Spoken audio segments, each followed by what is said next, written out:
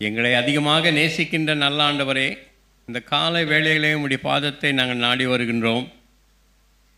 நீர் எங்களுக்கு எவ்வளவோ நன்மைகளையும் ஆசீர்வாதங்களையும் ஏராளமாகவும் தாராளமாகவும் தந்ததற்காக நன்றி செலுத்துகிறோம். நாங்கள் அவற்றிலே மிகவும் சிறப்பாக பெற்றிருக்கின்ற வேத வசனங்களுக்காக நன்றி செலுத்துகிறோம். பரிசுத்த ஆவியானவராலே கொடுக்கப்பட்ட அந்த வசனங்களை எங்களுடைய சொந்த ஞானத்தினாலே, அறிவினாலே, புத்தியினாலே புரிந்து கொள்ள முடியாத நிலையில் உமது உதவியை நாடி வருகிறோம். நீர் எங்களோடு பேசும். உமது மெல்லிய சத்தத்தை கேட்க ஆவலாய் காத்திருக்கின்றோம். வேத வசனங்களை படித்து தியானித்து கேட்கின்றவர்களாக மட்டுமின்றி வசனங்களுக்கு கீழ்ப்படிந்து வாழ்ந்து உமக்கு சாட்சியாக விளங்க கிருபை தாரும். இயேசுவின் இன்ப நாமத்திலே வேண்டிக் கொள்கிறோம் நல்ல பிதாவே, ஆமென்.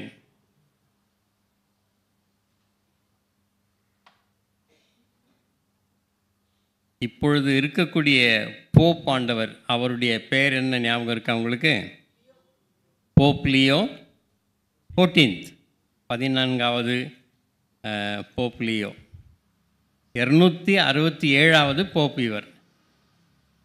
அதாவது அவர்கள் பீட்டர் காலத்திலிருந்து, அப்போஸ்தலனாகிய பேதுரு காலத்திலிருந்து கணக்கெடுத்து 267வது போப் என்று இக்கால போப்பை சொல்லுகிறார்கள்.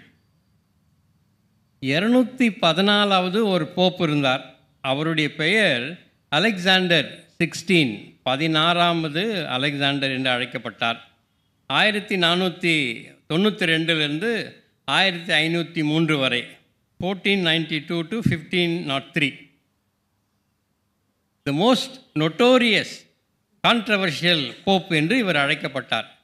அதாவது கொடூரமான, மிக மோசமான போப் ஆண்டவராக இவர் கருதப்பட்டார். அவருடைய எலெக்ஷன், கார்டினல்லாம் சேர்ந்து தான் போப்பை எலெக்ட் பண்ணுவாங்க. அந்த கார்டினல்ஸ்க்கெல்லாம் பணம் கொடுத்தார். நிறைய பிரைப் கொடுத்து இவர் எலெக்ட் ஆகிட்டாருங்க. அவங்களுக்கு நிறைய ப்ராமிஸ் பண்ணாருங்க. பணம் கொடுக்குறேன், பொசிஷன் கொடுக்குறேன், உங்களுக்கெல்லாம் நிறைய வீடு கட்டித்தரேன், மாளிகை தரேன்னெல்லாம் ப்ராமிஸ் பண்ணி இவர் இந்த போஸ்ட்டுக்கு வந்திருக்கார்.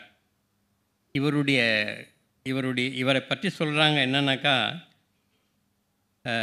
Immense corruption, nepotism and immoral life. மிக மிக மோசமானவர், ஊழல் நிறைந்தவர், தனிப்பட்ட வாழ்க்கை மிக மிக மோசமானது, நிறைய பெண்களோடு தொடர்பு கொண்டவர், அவருக்கு பிள்ளைகளும் பிறந்திருக்கிறார்கள், பிறருடைய சொத்துக்களை எல்லாம் அபகரித்தவர், தன்னுடைய 18வது வயதில் இருக்கக்கூடிய மகனை அந்த ஏஜிலேயே அவர் கார்டினலாக அப்பாயிண்ட் பண்ணவர். தனது வைப்பாட்டி, தன்னுடைய மிஸ்ட்ரஸ் என்று சொல்லுகிறோமே, அந்த வைப்பாட்டினுடைய சகோதரனை ஒரு காலேஜுக்கு ஒரு கார்டினலாக போஸ்ட் பண்ணியிருக்கிறார். ஒழுக்கக்கேடான தனி வாழ்வு அவருடையது. அதிகாரத்தையும் பணத்தையும் ஆக்கிரமித்து வாழ்ந்த ஒரு போப்பாக இந்த அலெக்சாண்டர் போப் இருந்திருக்கிறார். 214வது போப். ரோமன் கத்தோலிக்க சபையானது சில ஆண்டுகளிலே ப்ரொமல்கேஷன் என்று சொல்வார்கள், சட்ட திட்டங்களையெல்லாம் அவர்கள் அறிவித்தார்கள். 786 சிலைகளை வணங்கலாம் என்று சொன்னார்கள். 786. 1070 போப் தான் infallible. Pope is infallible, authoritative, தவறுக்கு அப்பாற்பட்டவர், அவர் தவறே செய்ய மாட்டார், இன்ஃபாலிபிள் என்று ஒரு சட்டம் கொண்டு வந்தார்கள் 1070.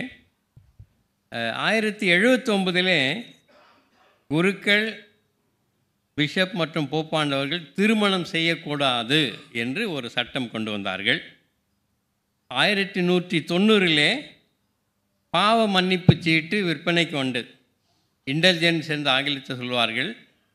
பாவம் செய்துவிட்டு ஒரு குறிப்பிட்ட பணம் கொடுத்து அந்த பணத்தை அந்த சீட்டு வாங்கினால் நீங்கள் உங்களுடைய பாவம் மன்னிக்கப்படும், நீங்கள் பரலோகத்துக்கு போகலாம் என்ற ஒரு சட்டத்தை அவர்கள் கொண்டு வந்தார்கள். 1229 1229 பைபிளை குருமார்கள் தவிர வேறு யாரும் பார்க்கக்கூடாது, தொடக்கூடாது, படிக்கக்கூடாது. ஆகவே ஆலயத்தில் ஒரு பெரிய பெட்டி ஒன்று செய்து சங்கிலேலினால் அதனை கட்டி பூட்டு போட்டு அவர்கள் வைத்தார்கள். ஆராதனையின் போது லத்தீன் மொழியிலே தான் ஆராதனை, லோக்கல் லாங்குவேஜ் யாருக்கும் தெரியாது. ஆகவே குருவானவர் அதனை ஓப்பன் பண்ணி படித்து அந்த சாண்டிங் ப்ரேயர்ஸ் எல்லாம் லத்தீன் மொழியில் இருக்கும். மக்களுக்கெல்லாம் ஒன்றும் புரியாத ஒரு நிலை, மனம் போன ஒரு வாழ்வு. குருமார்கள், பிஷப்மார்கள், போப்மார்கள், கடவுளுடைய பயம் இல்லை, ஒழுக்கக்கேடான வாழ்வு இவர்கள் வாழ்ந்து வந்தார்கள். விசுவாசம் என்பது கிடையாது, வியாபாரம் தான் அதிகமாகிவிட்டது. ஞானஸ்நானம் கொடுக்க வேண்டுமானால், கம்யூனியன் கொடுக்க வேண்டுமானால், திருமணம் நடத்த வேண்டுமானால், ஃபியூனரல் அடக்கம் செய்ய வேண்டுமானால் குருவானவருக்கு காசு கொடுக்க வேண்டும். அது கொடுத்தால்தான் அவர் இதனையெல்லாம் செய்வார். புண்ணிய பொருட்கள் என்று சொல்லி சில பொருட்களை எல்லாம் அவர்கள் பாதுகாத்து வைத்திருந்தார்கள். உதாரணமாக இயேசுநாதர் பவனி சென்ற கழுதை, அந்த கழுதையினுடைய கால் ஒன்று அவர்கள் ஒரு கண்ணாடியில் செய்து வைத்து இயேசுநாதர் பவனி சென்ற கழுதையினுடைய கால் என்று சொல்லி அதனை பார்ப்பதற்கு காசு வாங்கினார்கள். யூதாஸ் 30 வெள்ளி காசுக்கு இயேசுவை காட்டி கொடுத்தான் இல்லையா, அதில் ஒரு காசு அதனையும் வைத்துவிட்டு இதெல்லாம் நீங்கள் வந்து பாருங்கள், அப்போ தான் நீங்கள் மோட்சம் போவீங்க என்று அதற்கும் சொன்னார்கள். இயேசு சிலுவையில் அறைந்தார்கள் அல்லவா, அந்த சிலுவையினுடைய ஒரு சிறிய துண்டு, இயேசுநாதருடைய சிலுவை துண்டு இது, இதனையும் நீங்கள் பார்த்தால் உங்களுக்கு ஆசீர்வாதம், நீங்கள் மோட்சம் போகலாம் என்று சொல்லி இந்த நிலையிலே தான் ரோமன் கத்தோலிக்க திருச்சபை இருந்தது. இவைகளையெல்லாம் பார்க்கின்ற இந்த காலகட்டத்திலே தான் மார்ட்டின் லூத்தர் வருகின்றார். 1483 அவர் பிறந்திருக்கின்றார். பிறந்து அவர் ஒரு துறவியாக, ஒரு பக்தி உள்ள குடும்பத்தில் பிறந்து துறவியாக, அவரும் ஒரு கேத்தலிக் பிரீஸ்டாக தான் அவரும் இருக்கிறாருங்க. ஆனால் இவைகளையெல்லாம் அவர் பார்க்கின்றார். பார்த்தவுடன் அவருக்கு மிகுந்த கோபம், ஆதங்கம். என்ன சபையானது இந்த அளவுக்கு கேவலமாக இருக்கிறது, குருக்களெல்லாம் இப்படி செய்து கொண்டிருக்கிறார்களே, பாவத்தின் மேல் பாவம் செய்து கொண்டே இருக்கிறார்களே, கடவுளண்டை மக்களை வழி நடத்தவில்லை என்று சொல்லி அதிக ஆதங்கம் பட்டு 1517 வருடம் 1517 அக்டோபர் மாதம் 31 நாள் 95 தீசிஸ் 95 அவருடைய கருத்துக்கள் எல்லாவற்றையும் விட்டன்பர்கில் இருக்கின்ற ஒரு ஆலயத்திலே அவர் அந்த டோரில் ஆணி அடித்து மாட்டுறாரு. நிறைய பேர் அதனை பார்க்கின்றார்கள், நிறைய பேர் அதனை படிக்கின்றார்கள். இந்த ப்ரொட்டஸ்டன்ட்ஸ் அந்த மூமெண்ட் எல்லா இடங்களிலும் பரவுகின்றது. இவருக்கு அதிகமாக ஆதரவு கிடைக்கின்றது. அதனுடைய சாரம் என்னவென்றால், ப்ரொட்டஸ்டன்ட் ரெஃபர்மேஷனுடைய சாரம் என்னவென்றால் 5 சோலாஸ் என்று லத்தீன் மொழியிலே சொல்லுவார்கள். சோலா ஸ்கிரிப்துரா, பைபிள் அலோன், வேதம்தான் நம்முடைய வாழ்வுக்கு எல்லாவற்றுக்கும் அடிப்படை ஆதாரம். அதனை மீறி நீங்கள் தவறாக எதையும் போதிக்கக்கூடாது. நம்பர் 1. நம்பர் 2, சோலுஸ் கிறிஸ்துஸ், அதாவது கிறிஸ்து மட்டுமே, கிரைஸ்ட் அலோன், இயேசுநாதர் மட்டும்தான் கடவுளுக்கும் மனிதனுக்கும் ஒரு மத்தியஸ்தராக இருக்கக்கூடியவர். ஆகவே அவரை மட்டும் நாம் வணங்கினால் போதும்.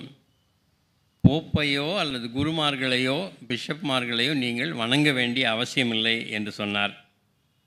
அடுத்தது சோலா கிரேஷியா, கிரேஸ் அலோன், கிருபை மட்டுமே. மனிதனுக்கு மீட்பு ரட்சிப்பு வருகிறது ஒரு கடவுளின் ஈவு. It's a gift from God. ஆகவே கிருபை இருக்கிறது, இதெல்லாம் காசு கொடுத்து வாங்க வேண்டிய அவசியமில்லை என்று சொன்னார்.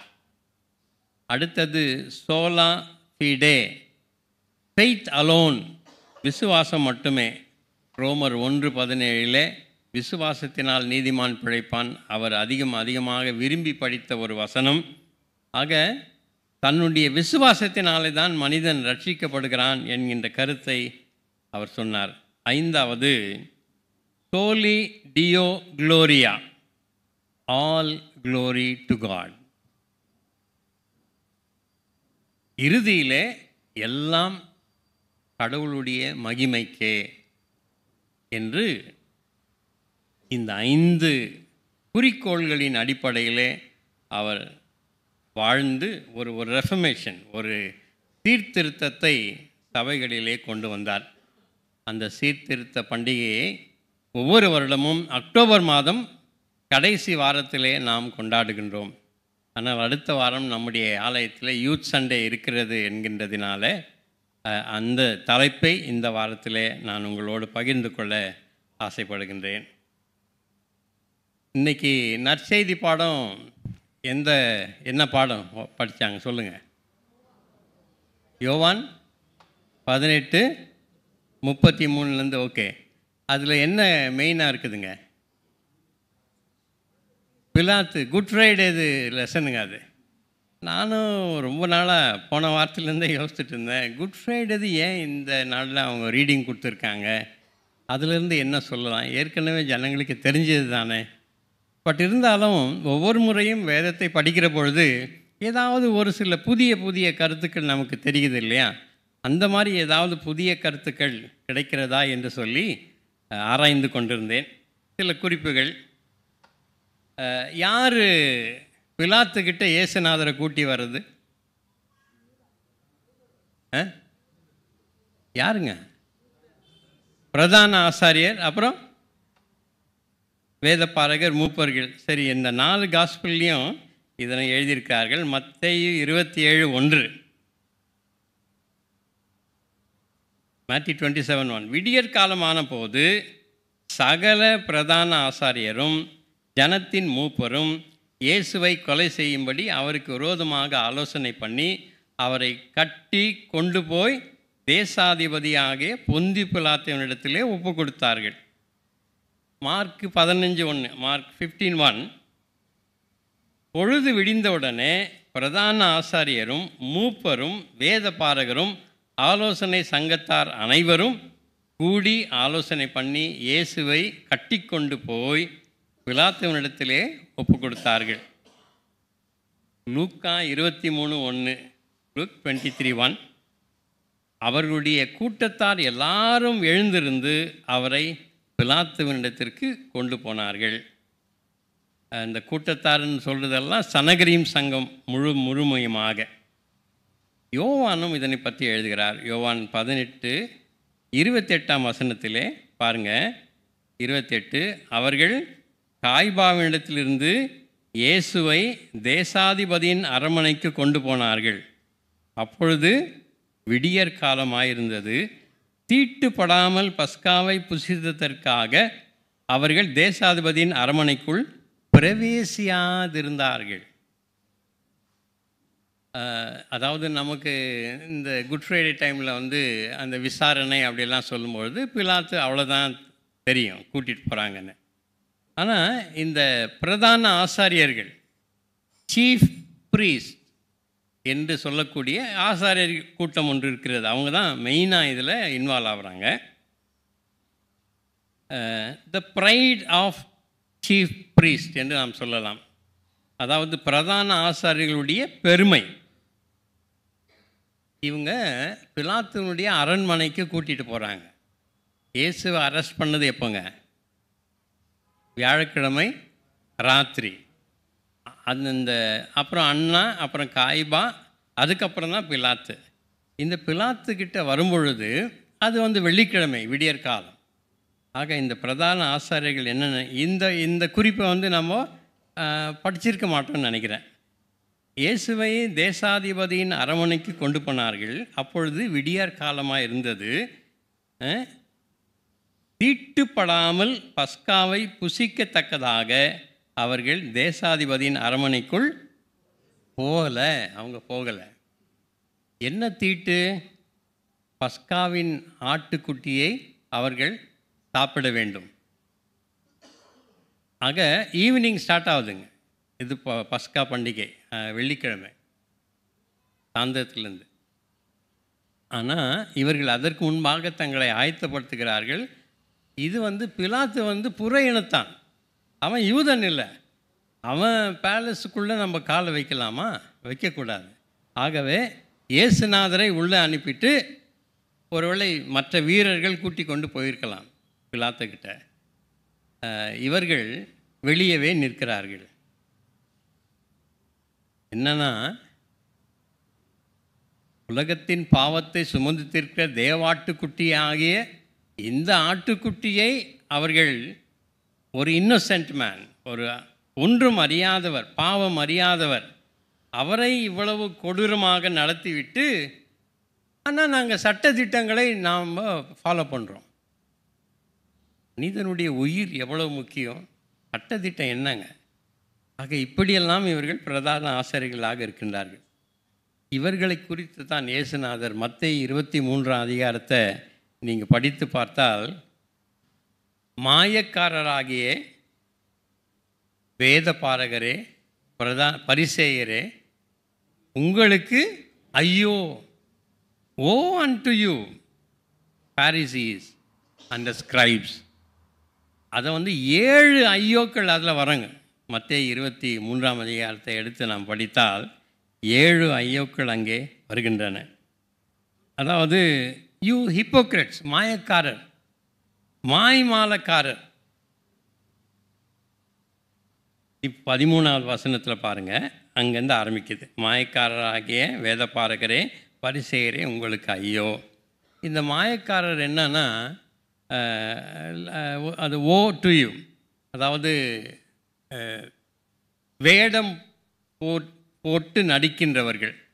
ஒரு முகமூடி, ஸ்டேஜில் போய் நின்று ஒரு முகமூடி போட்டாங்கன்னா, அந்த முகமூடி வேறு ஒருத்தருக்கு, அது முகமூடி போட்டவர் யாருன்னு தெரியாது. ஆனால் வெளியே தோன்றுகின்றவர் ஒருவர், அந்த முகமூடிக்குள்ளே இருக்கிறவர் ஒருவர். ஆகவே தான் ஹிப்போக்ரசி என்றால் அதான் மாய்மாலம். உள்ளே ஒன்று வெளியே ஒன்று, அதுதான் அந்த மாய்மாலம். அதாவது நீங்களும் பரலோக ராஜ்யத்தில் பிரவேசிக்கிறதில்லை, மற்றவர்களையும் பிரவேசிக்க விடுவதில்லை. 14வது வசனத்திலே அதே மாதிரி, மாயக்காரரே, வேதப்பாரகரே, பரிசேயரே, உங்களுக்கு ஐயோ, பார்வைக்காக நீண்ட ஜெபம் பண்ணி விதவைகளின் வீடுகளை பட்சித்து போடுகிறீர்கள். இதெல்லாம் விளக்கம் தேவையில்லை, அதிலே அடங்கியிருக்கிறது. 15ஆம் வசனம், மாயக்காரராக வேதப்பாரகே, பரிசேயர், உங்களுக்கு ஐயோ, ஒருவனை உங்கள் மார்க்கத்தனாகும்படி நீங்கள் கன்வெர்ட் பண்ணுறீங்க. ஆனால் அப்படி பண்ணுறதுனால அவனை இரட்டிப்பான பாவத்துக்குள்ளாக்குகிறீர்கள். ஏனென்றால் அவனுக்கு இப்படியெல்லாம் சொல்லிக் கொடுக்கிறீர்கள். 23ஆம் வசனம், நீங்கள் எவ்வளோ மோசம்னாக்கா, இந்த ஒற்றலாமிலும் வெந்தயத்திலும் சீரகத்திலும் தசம பாகம் செலுது. இதெல்லாம் சின்ன சின்ன பொருட்கள். இந்த ஒற்றலாம் என்கின்றதுங்க புதினா, சோம்பு, சீரகம், இவைகளிலெல்லாம் அது கொடுக்கணுன்ற அவசியம் இல்லை. ஆனால் அதெல்லாம் நீங்கள் கொடுக்குறீங்க. ஆனால் உண்மையிலேயே ஜஸ்டிஸ், மர்சி அண்ட் ஃபெய்த், இந்த இரக்கத்தையும் நீதியையும் விசுவாசத்தையும் நீங்கள் விட்டு விடுகிறீர்கள் என்று கடினமாக சாட்டுகின்றார். 27ஆம் வசனம் ரொம்ப மோசமாக இயேசுநாதர் குறிப்பிடுகிறார். வெள்ளை அடிக்கப்பட்ட கல்லறைகள், வெளியிலே தான் நீங்கள் ரொம்ப சுத்தமாக தெரியுறீங்க, உள்ளுக்குள்ளே ரொம்ப மோசமாக இருக்கிறீங்க. 25வது வசனத்துலேயும் ஒன்று வருகிறது பாருங்களேன். அதாவது, உங்களுக்கு ஐயோ, போஜன பாத்திரங்களின் வெளிப்புறத்தை நீங்கள் சுத்தமாக்கிறீர்கள், உட்புறத்தில் அவைகள் கொள்ளையினாலும் அநீதத்தினால் திரும்பி இருக்கிறது என்று சொல்லுகிறார். இப்படியாக இருந்த அந்த பரிசேயர் தான் இயேசுவை கூட்டிக் கொண்டு அங்கே வருகிறார்கள். அவருடைய மாய்மாலம், ஸ்பிரிச்சுவல் ப்ரைடு, நாங்கள் தான் ரொம்ப வசதி என்கின்ற அந்த நிலை. அப்புறம் கடவுளின் சட்டத்தை வேறு விதமாக போதிக்கிறார்கள். உண்மையான கடவுளின் சட்டத்தை அவர்கள் போதிக்கவில்லை. அதனால்தான் இயேசுநாதர் மலைப்பிரசங்கத்திலே ஒரு வசனத்தை சொல்லுவார். 5:20, Matthew 5:20. வேதபாரகர் பரிசேயர் என்பவருடைய நீதியிலும் உங்கள் நீதி அதிகமாயிராவிட்டால் you cannot enter into the kingdom of God. நீங்கள் அங்கே போகவே முடியாது. அவருடைய நீதியை காட்டிலும் உங்கள் நீதி அதிகமாக இருக்க வேண்டும். ஆக இந்த பரிசேயர். ரெண்டாவது இந்த பிலாத்து. ஏற்கனவே நான் நம்ம படித்தேன் இல்லைங்களா, அவங்கெல்லாம் உள்ளே போகல, வெளியவே நிற்கிறாங்க. இயேசுவை மட்டும் உள்ளே அனுப்புகிறாங்க. ஆனால் உள்ளே என்ன நடக்குது, இயேசுவுக்கும் பிலாத்துவுக்கும் என்னென்னலாம் நடந்தது என்று இவர்களுக்கு அதிகமாக தெரிய வாய்ப்பில்லை. சரிங்களா? இந்த பிலாத்து உள்ளே போகிறதும் வெளியே வர்றதுமா இருக்கிறார். அந்த நிகழ்ச்சியை நம்ம குட் ஃப்ரைடே யோசித்திருக்க மாட்டோம். 18:29 பாருங்களேன். யோவான் 18:29. ஆதலால் பிலாத்து வெளியே வந்து, எங்கேருந்து, அவன் வீட்டிலேருந்து வெளியே வரான், அவனுடைய மாளிகையிலேருந்து வெளியே வரான். வெளியே வந்து இந்த மனுஷன் மேல் என்ன நீங்கள் குற்றம் சாட்டுகிறீர்கள்? சரிங்களா? Out side. அடுத்தது 18:33. பிலாத்து அரமனைக்குள் பிரவேசித்து இவங்ககிட்ட பேசிட்டு மறுபடியும் இயேசுநாதர்கிட்ட போகிறாங்க. சரிங்களா? மறுபடியும் அரமனைக்குள் பிரவேசித்து நீ யூதருடைய ராஜாவா என்று கேட்கின்றான். அப்புறம் 18:38 பாருங்க. என்ன என்றான், அவன் வெளியே வந்து, மறுபடியும் அங்கே இருந்து இவன் வெளியே வந்து அவன் கேட்கின்றான். சரிங்களா? அது மூன்றாவது மூமெண்ட். He came out. 19ஆம் அதிகாரத்தில் பாருங்கள், 1 முதல் 3 வரை. சரிங்களா? பிலாத்து இயேசுவை பிடித்து வாரினால் அடிப்பித்தான். அப்படின்னா இயேசுநாதர் உள்ளக்கிறார். அப்போ உள்ளே போகிறாங்க மறுபடியும். சரிங்களா? He goes inside. அப்புறம் 4-7 வசனங்கள் 19ஆம் அதிகாரத்தை நாம் படித்தால், இயேசு முள்முடியும் சிவப்பங்கும் தரித்தவராய் வெளியே வந்தார். அப்பொழுது பிலாத்து அவர்களை நோக்கி இதோ இந்த மனுஷன் என்று சொல்கிறான். இங்கே 4வது வசனத்தில் பிலாத்து மறுபடியும் வெளியே வந்தான். 5வது மூமெண்ட் அது நம்ம சொல்லலாங்க. மறுபடியும் வெளியே வருகிறான். இயேசு முள்முடியும் சிவப்பங்கும் தரித்தவராய் வெளியே வருகின்றார். 19ஆம் அதிகாரம் 9வது வசனத்தில் பாருங்கள், மறுபடியும் அரமனைக்குள் போய், பிலாத்து இந்த வார்த்தைகளை கேட்டபொழுது மறுபடியும் அரமனைக்கு ஸோ 6 முறை போயிட்டு வெளியே வராங்க அரமனைக்குள்ளே. கடைசியாக 13வது வசனத்தில் பிலாத்து இந்த வார்த்தைகளை கேட்டபொழுது இயேசுவை வெளியே அழைத்து வந்து, இவ்வளோ நேரம் உள்ளே தான் இருக்காருங்க, இயேசுவை அவன் வெளியே வந்து இவன் நான் என்ன செய்ய வேண்டும் என்று சொல்கின்றார்கள். அதாவது இயேசு வெளியே அழைத்து வந்து கபத்தா தளவரிசைப்படுத்தின மேடை, அதிலே உட்கார்ந்த நியாயாசத்தினுடைய ஒரு அந்த சீட், அதிலிருந்து அந்த ஜட்ஜ்மெண்ட்டை அதிகமாக அவன் கொடுக்கின்றான். இந்த பிலாத்துவை பார்த்தீங்கன்னாக்கா அவனுக்கு தெரியுதுங்க, அவர் நீதிமான். ஒன்றும் மத்தேயு 27:24 கலகம் அதிகமாகிறதை இல்லாமல் தன் பிரயத்தினத்தினால் பிரயோஜனம் இல்லை என்று பிலாத்து கண்டு தண்ணீரை அள்ளி அவர்களுக்கு முன்பாக கைகளை கழுவி, இந்த நீதிமானுடைய இரத்த பழிக்கு நான் குற்றமற்றவன், நீங்களே பார்த்து கொள்ளுங்கள். நீதிமான் என்று சொல்கிறான். பிலாத்துடைய மனைவியும் சொல்கிறார், தரிசனத்திலே நான் இவரை குற்றமற்றவர் என்று கண்டேன் என்று. நீதிமான் குற்றமற்றவர் என்று தெரிந்தும் சிலுவையில் அறைய ஒப்பு கொடுக்கின்றான். ஏன்னாக்கா இந்த ஜூவிஷ் லீடர்ஸுடைய ஒரு ப்ரெஷர், மன அழுத்தம் அவனுக்கு அதிகமாக இருக்கின்றது. இவங்க தான் கத்துறாங்க, சத்தம் அதிகம் போடுகிறார்கள். பின்பு ராயனுடைய அவருடைய பயம், ஏனென்றால் ரோமர்கள் தான் இந்த தேசாதிபதியை நியமனம் செய்கிறார்கள்.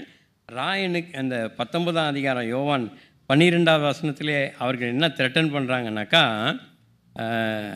நீர் இவனை விடுதலை பண்ணினால் நீர் ராயனுக்கு, ஆமாம், நீர் ராயனுக்கு சிநேகிதன் அல்ல என்று த்ரெட்டன் பண்ணுறாங்க, அவனை மிரட்டுறாங்க. அந்த பயம் இருக்கிறது. 3வது, பஸ்கா பண்டிகையில் நிறைய மக்கள் எருசலேமில் கூடுவார்கள். ஒருவேளை இயேசுவை ஏதாவது செய்தால் அல்லது இயேசுவை செய்யாமல் போனால் கலகம் வெடிக்கும், லா அண்ட் ஆர்டர் ப்ராப்ளம் நிச்சயமாக வரும். அதற்காகவும் அவன் பயந்தான். ஆக ப்ளேமை இன்னொருத்தர் மேலே போட்டான், தான் ஏற்றுக்கொள்ளவில்லை. கை கழுவிட்டாங்க. எனக்கும் இதுக்கும் சம்மந்தம் இல்லை, நீங்களாவது இவராவது. அப்போ அவங்க என்ன சொல்கிறாங்க, இந்த இரத்தப்பழி எங்கள் மேலும் எங்கள் பிள்ளைகள் மேலும் இருக்கட்டும் என்று சொல்லுகிறார்கள். ஆக இந்த பயத்தினாலே பிலாத்து இப்படியெல்லாம் செய்தான் என்று பார்க்கின்றோம். ஸோ பிரதான ஆசாரியர்கள், அடுத்தது பிலாத்து. 18ஆம் அதிகாரம் கடைசி 2 வசனங்களை நாம் படிக்கலை, ஆனால் அதில் பரபாஸ் பற்றி அங்கே சொல்லியிருக்கிறாங்க. 18 பஸ்கா பண்டிகையில் நான் உங்களுக்கு ஒருவனை விடுதலை பண்ணுகிற வழக்கம் உண்டே, ஆகையால் யூதருடைய ராஜாவை நான் உங்களுக்காக விடுதலை பண்ண உங்களுக்கு மனதுண்டா என்றான். அப்பொழுது அவர்கள் எல்லாரும் இவனை அல்ல பரபாசை விடுதலை பண்ண வேண்டும் என்று மறுபடியும் சத்தமிட்டார்கள். அந்த பரபாஸ் என்பவன் கள்ளனாயிருந்தான். ஸோ பிரதான ஆசாரியர், பிலாத்து, பரபாசையும் பற்றி ஒரு சில குறிப்புகளை நாம் சொல்லலாம். இந்த பிலாத்துவை பற்றி ஒரு ட்ரெடிஷன் இருக்குதுங்க, ஆனால் எந்த ஆதாரமும் பைபிளில் கிடையாது.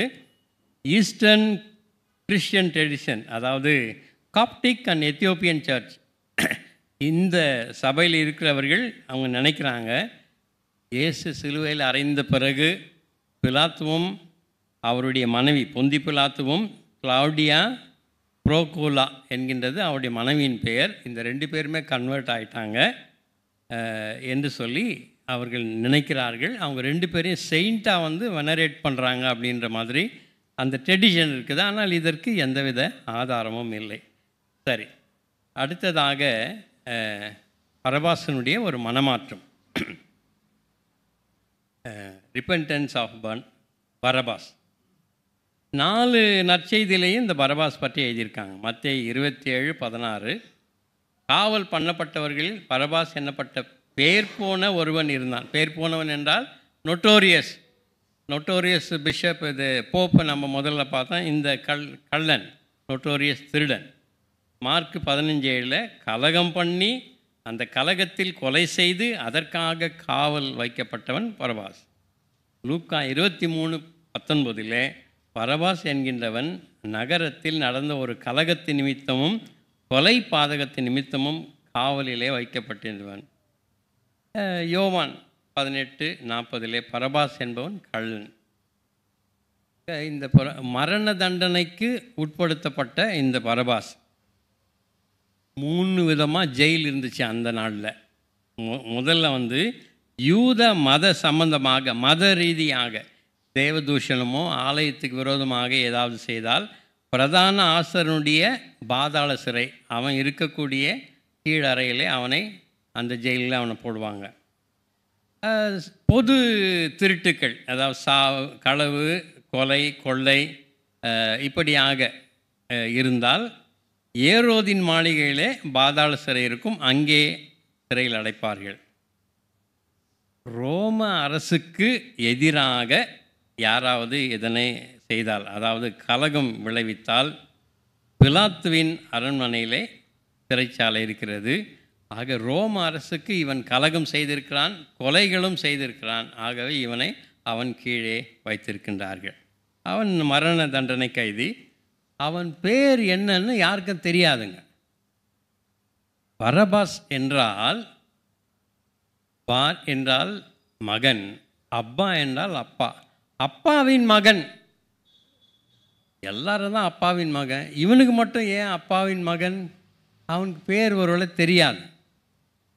ஒருவேளை அப்பாவும் கொடூரமான ஒரு ரவுடியாக இருந்திருக்கலாம், அதே மாதிரி மகனும் இப்படி கொடூரமான ஒரு ரவுடியாக இருக்கிறான்.